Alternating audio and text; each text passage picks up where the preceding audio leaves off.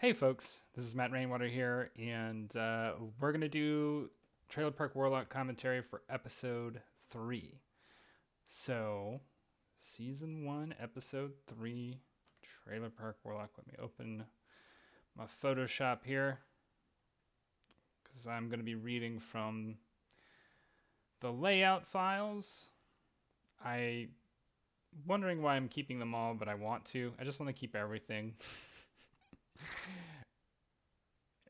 Anyway, here is Trailer Park Warlock, episode 3. Jake finds a rattlesnake. Story and art, Matt Rainwater, edits Ethan LeBlanc. This is before David started doing flats. Alright, anyway. Ingredients for 1 pound of necromite. 1.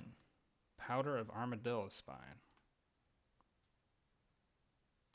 We see an armadillo crossing the street. Here comes Jake's truck. This is actually, no, this isn't the first time we see Jake's truck, but this episode is probably when we see it the best. I mean, compared to the last two, right?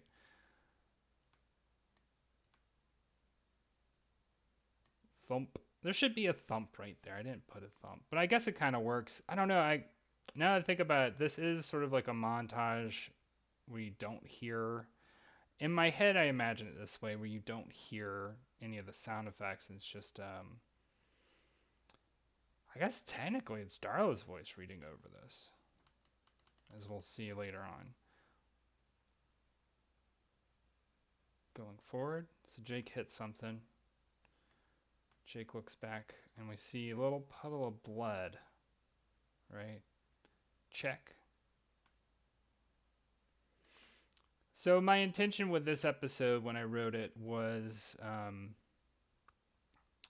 I mean, this is the intention of the entirety of season 1, was I just wanted to introduce the world, introduce the characters. So I wanted to make an episode where Jake is more proactively involved in, some form of magic making.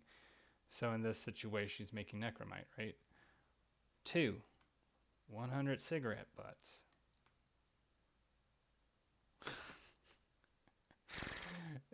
They're both Jake and Darla are lighting up and coughing to death.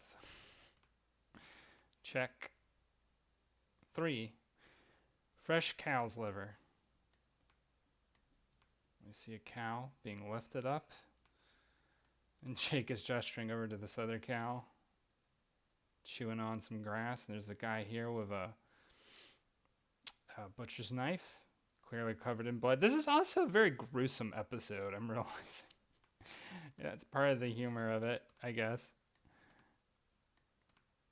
He's being handed something bloody and covered, and we don't get to see what it is. Check.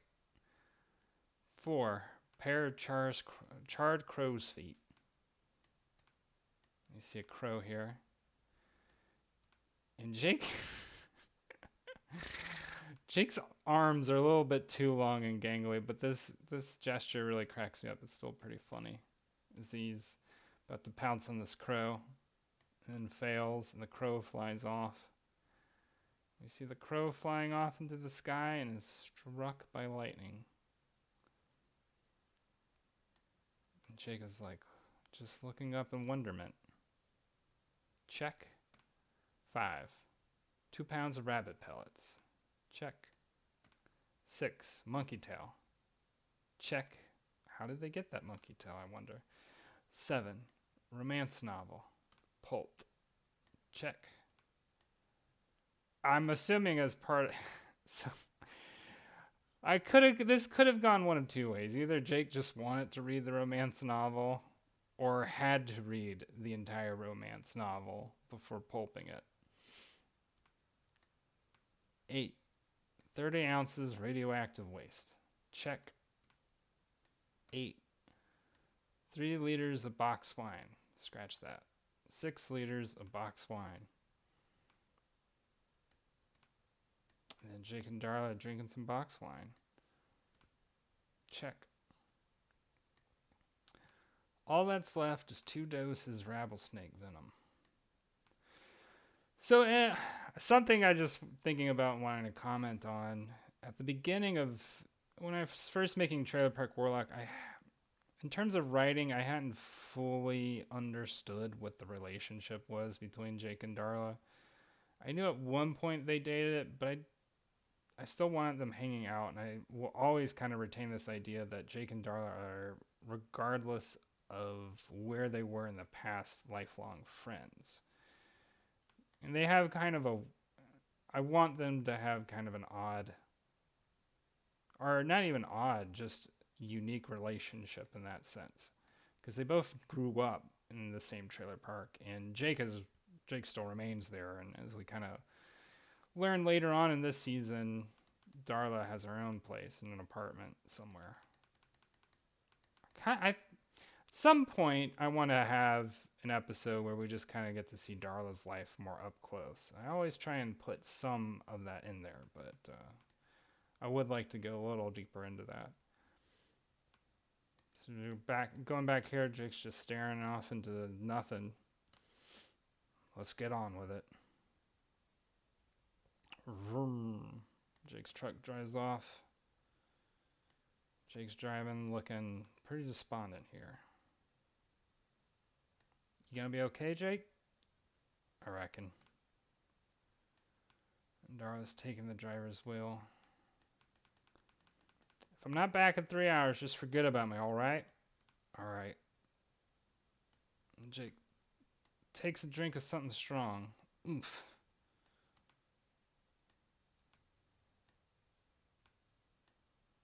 And we walk into the deep, dark forest. I also wanted to make this, I don't know, part of my impetus for making this episode is I wanted an episode that had less dialogue. And that was kind of just, and a lot of this season I'm still learning how to do certain kind of storytelling techniques that I hadn't really had a chance to do in the past. And so this episode's definitely like, oh, I want to draw a scene that's largely grounded in character, like body language, telling the story visually, that kind of stuff. Because I like that stuff. I think that stuff's fun. Critch, critch. I don't really know what the sound is of stepping on crunching leaves, but it's the best I could come up with. Critch, critch. Click. Jake stops here as he hears this click. I actually kind of like this shot. This is a good one. That's a keeper. This whole segment's a keeper. And Jake's looking around this tree. Blam! This was added in this. This blam was added in by request of my editor, Ethan. Holy! This shot was also added in later by the request of Ethan. This is a good shot. It does really add a lot to it. Does it make... Just want to look... I want to go back. Kind of makes sense. I don't know. That was the only thing, is I feel like the camera angle seems a little bit different. We see a gun poking out from behind this tree. The barrel smoking. It's pretty funny, actually. Is this... This is a new shot, too. Okay. I think... I don't know. I'm looking at this. I feel like it ought to be a little bit... Seems a little... I'm sure nobody minds, but to me, I'm seeing this like, oh, this camera angle seems a little bit off. Oh well. And this is also a new shot too that I added.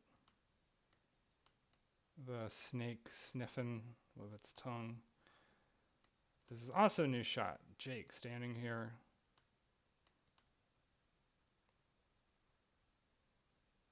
Click.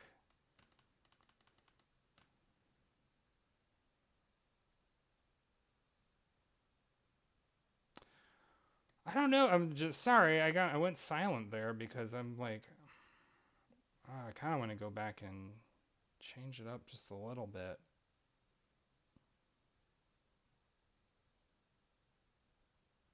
Yeah, I don't know. Something about the way these angles progress. I think it could be better. Anyway, sorry y'all. I got caught up in thinking about what I would do differently now, because I would do some things a little bit differently looking at the progression of these shots. That's what happens when you reread old work. Anyway, thanks for reading with me, y'all, and I will see y'all again soon, where we will talk about episode 4, the conclusion to this two-parter. All right, so to be continued. And we see that the sigil here has rotated ever so slightly. And has changed color slightly, I think. Not sure. I think it has. Anyway, y'all have a good one. I'll see y'all again next time. All right?